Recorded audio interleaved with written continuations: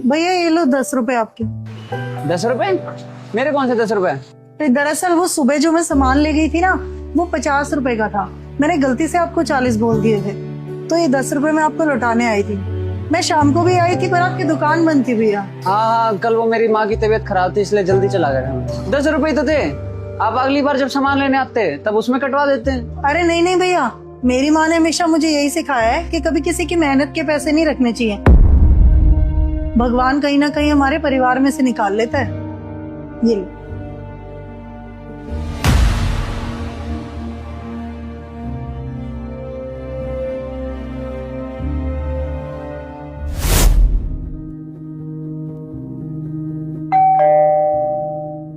अरे साहिल तू। भैया नमस्ते। क्या हुआ साहिल, दुकान का सामान टाइम पे नहीं पहुंचा क्या? भैया दुकान का माल तो टाइम पे पहुंच गया था, बल्कि आपने इस बार 300 का सामान ज्यादा दे दिया था, तो मैं वही 300 रुपए देने आया था। अरे भाई 300 रुपए तो थे, हम आगे पीछे इसका हिसाब किताब कर लेते। अरे नहीं साहब, मैं चाहता तो ये 300 रुपए रख भी लेता, आपको पता भी नहीं चलता। लेकिन ऊपर वाले को तो सब पता होता है ना, और ऊपर वाले की लाठी में आवाज नहीं होती। ये 300 रुपए क्या पता मेरे परिवार को कहाँ दुख दे जाए। आखिरकार हम कमाते तो अपने परिवार के लिए ही है ना।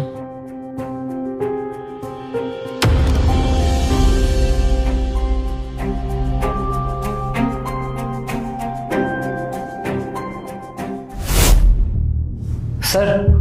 हाँ जी, आप कौन? आप मुझे नहीं जानते, लेकिन आपकी कंपनी से मेरे पास माल आता है। हर महीने 3 लाख का सामान आता है, जिसमें से मैं 2,75,000 पे करता हूँ और 25,000 मैं खुद रख लेता हूँ। ये आपके 10 महीने के पैसे, 2,50,000 रुपये।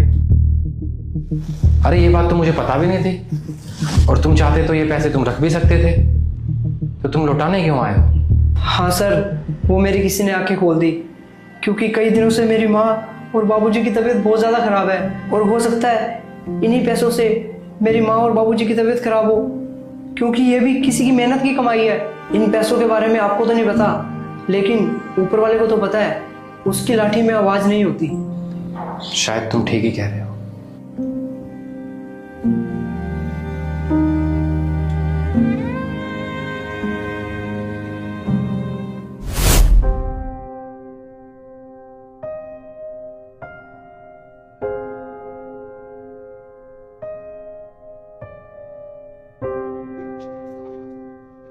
अंकल, आप राहुल के पापा हो ना? हाँ बेटा। हाँ, आप कौन?